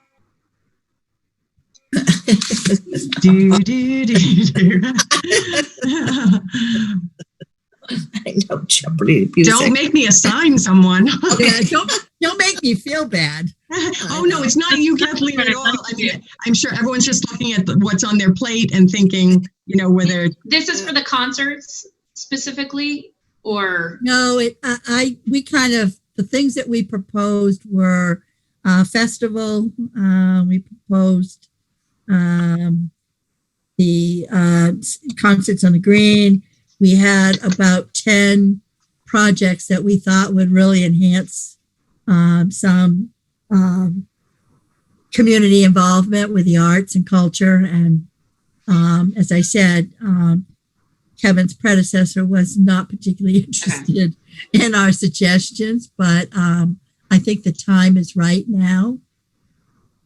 So what are specific, I guess I'm unclear on exactly what you're asking us to do, or whoever to do. Well, I think just he backing wanted up. somebody to just work with me so I could go through and identify what we're doing and what some of the vision that we planned for involving the community. Some of the Part of our items, social engagement. sorry, if we look at what came in from people under the community building events, people had put things like map the network of players already involved, what are existing events. Yeah. I'm reading these for a reason, Zoe.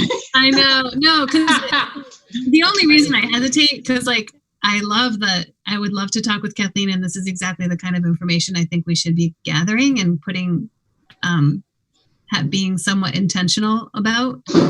I just worry about my capacity. But I mean, it sounds like it's just going to be a really awesome conversation.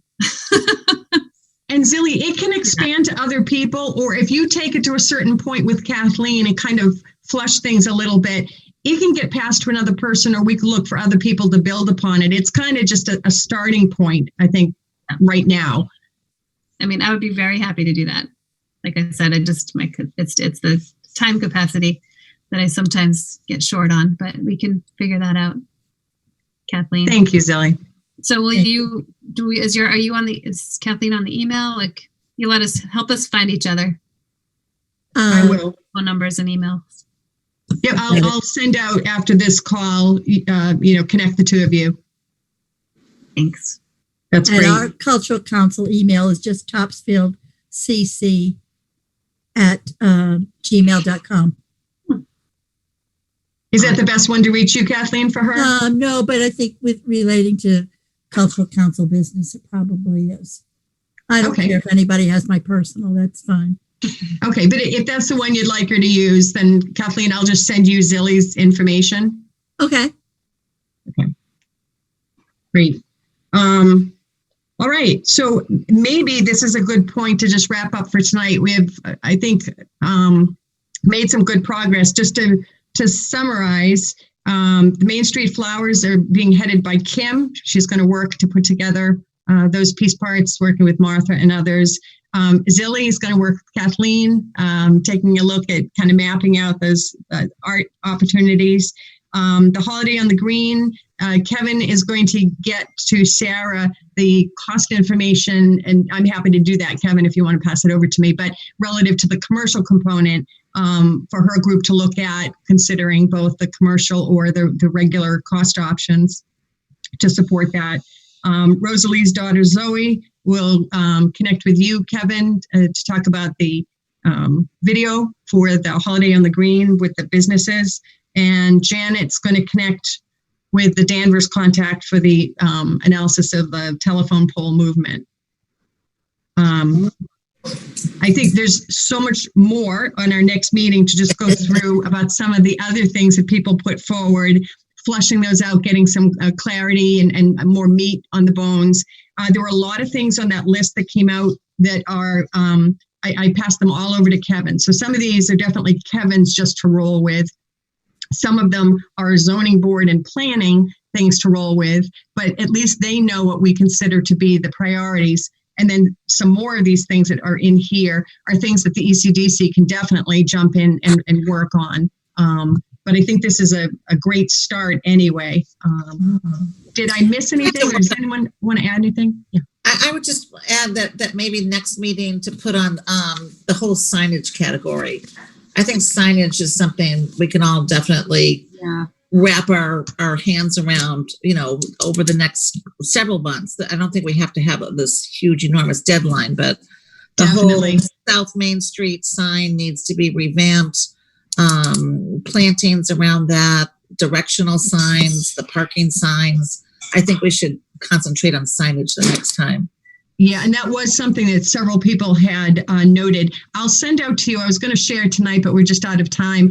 I summarized, there were about 5 areas that almost everybody was talking about, signage being one of them, Janet. We just didn't kind of get to it tonight. That would be great to see that list. And I have to tell you guys, sorry to take them a minute for this, but I should have mentioned it sooner. The woman I spoke with who does live in Topsfield, whose business is in Ipswich, do you know what she said? Not knowing what we do, she didn't understand what we're doing at all. She just said, Topsfield's had a kind of a downturn, but recently, I really feel like it's getting nicer downtown. It's been so much better lately. She said everything you guys would want to hear. And I said, I don't know if you know anything about any of that. I don't know where that came from, but it's been great. And I said, well, it was intentional. Yeah, you say, it's Kevin. Lynn, I have one thing I just want to follow up with.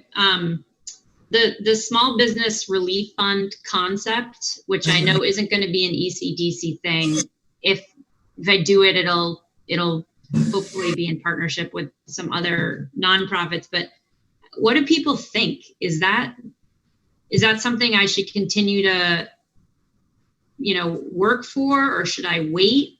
Do people have the sense that it's needed? So, this would be a fund for small businesses, probably less than 15 people that rely on face-to-face interaction, that, their PPP loans or whatever safety nets they've been relying on might be running out, and they're having trouble making rent or whatnot. So the idea would be to try to raise a fund in preparation for if it gets tougher this winter. And we've already seen the governor start to, modify some of the mandates. So, what's the feeling from this group? Is that something that's worth pushing forward, or do we feel like we don't need it here? I feel like it's probably needed. I don't know too much, but I heard rumors that the barbershop is closing, isn't going to make it. That's what Boyd was saying. Yeah. Yeah, that's right. You guys, this is where I heard it, isn't it? Yes, Boyd brought it up. And then, the Painted Cottage store has closed. Yes, that's the other one. Angelica's in Middleton is closing. So obviously people are hurting, but it's hard to know without some definition from the business owners themselves, coming some forum for them to be able to say, we're having trouble. I mean, the only ones that come to my mind are the dry cleaners, because no one's going to work and no one's having their stuff dry cleaned. Yeah. And I know the one downtown, or of course 2 downtown are having tough times. Okay. I But can't imagine How do you that they would come asking unless they knew that there was a place they could go to actually Right. be heard. Nobody's going to say, "Hey, I'm struggling with my business," and expect us to still get Right. it. Like, who are they going to talk to? So I that's- think that definitely this is something that should be there, Yeah. not just for now, but for future, if there's a problem in the future. Yeah. yeah.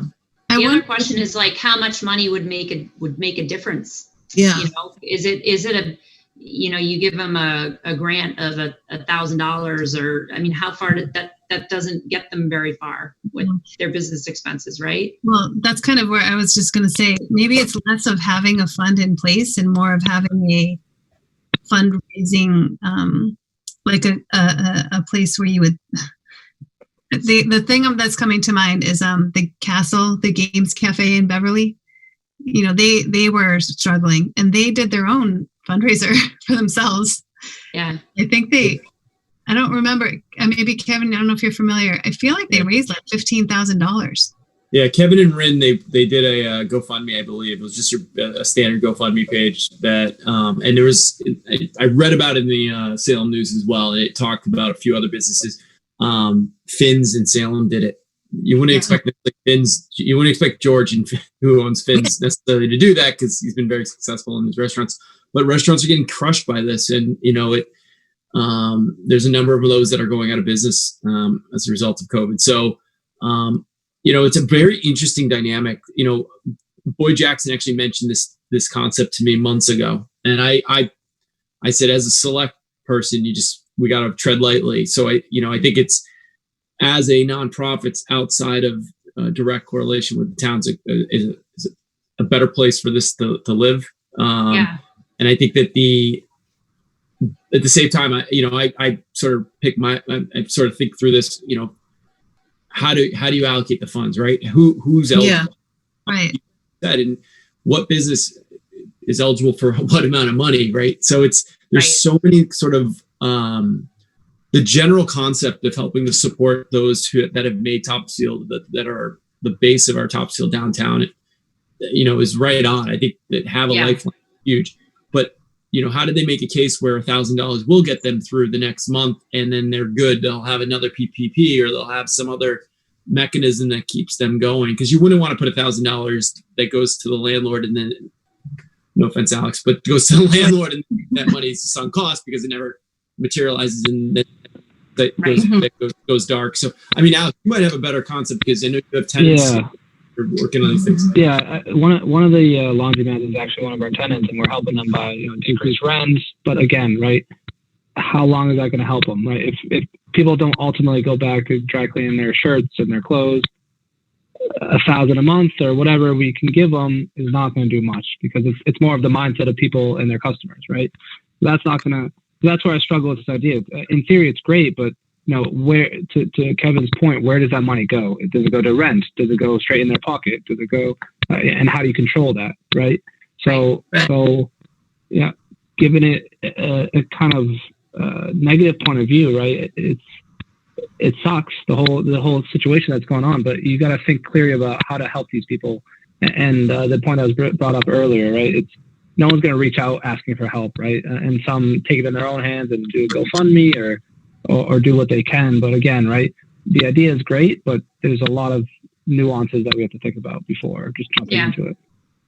A lot of communities have done this. So Wakefield did it very successfully. So, you know, my contact at the Rotary was going to reach out to them to see, you know, they have very defined criteria for what businesses can apply, you know, in terms of the size of business and all these other things.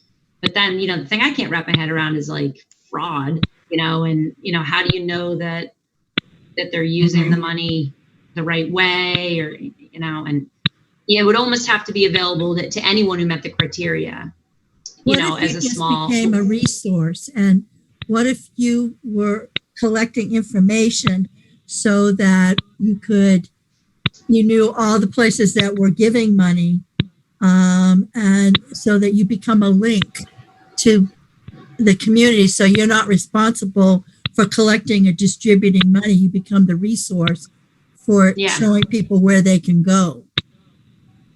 Yeah. Good point. That's one of the ways.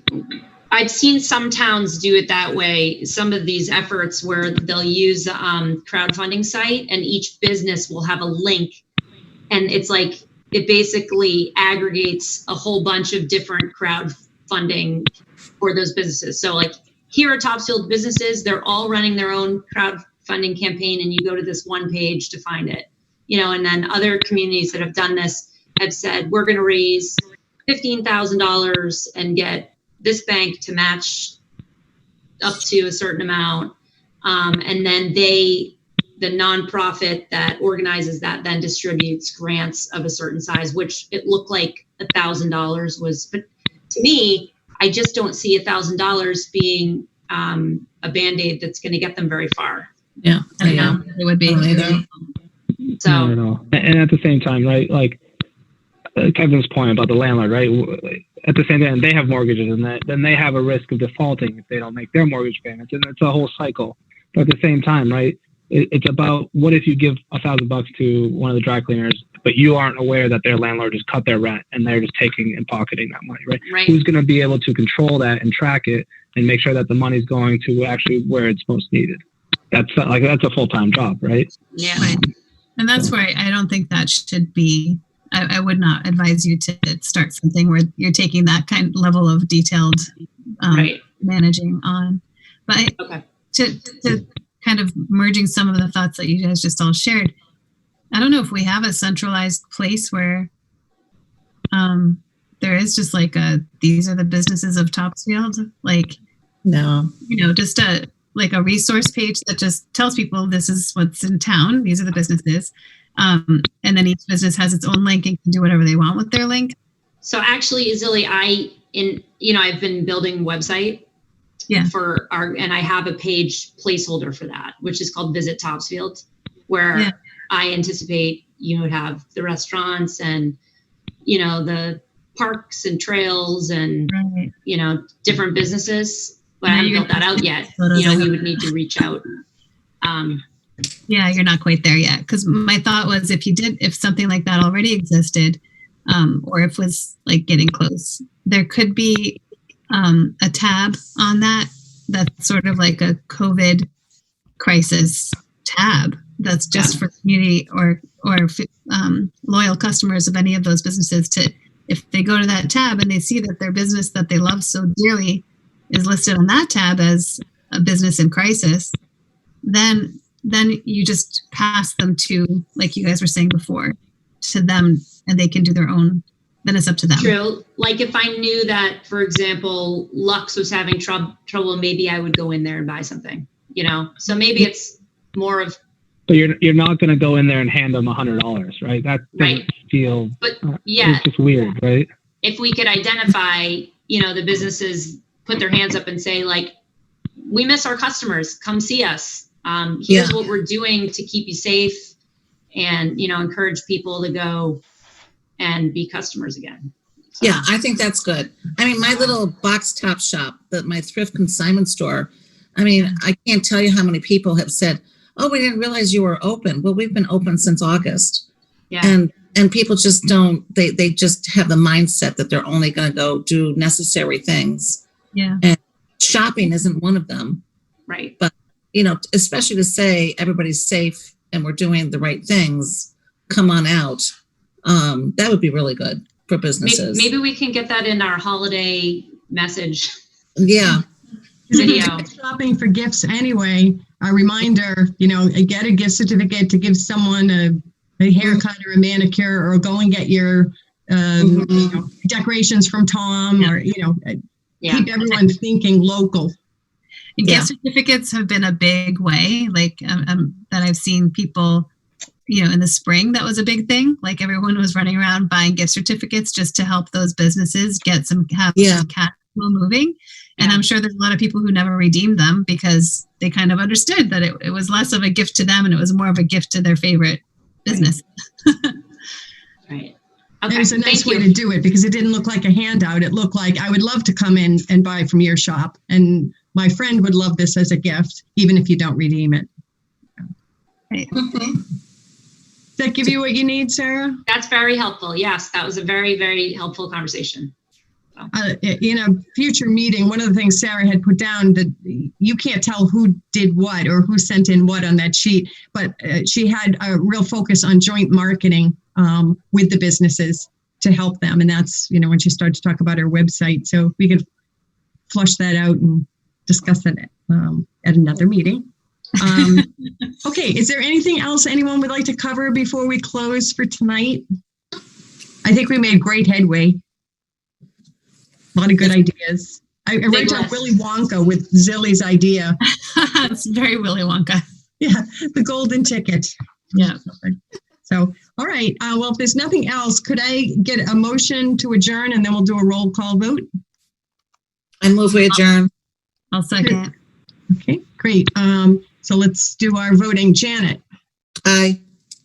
Alex, Aye. Kevin. Aye. What, Kevin? Oh, sorry. That's probably a lot of stops I've been all that. Yes, I. It's a tired eye, yeah. Kim Philpott. You're on mute. Aye. Zilly? Aye. Sarah? Aye. Kimberly? I just want to say congratulations to Kevin, but And I say aye. Lynn says aye. So that's unanimous. So thank you again, everybody.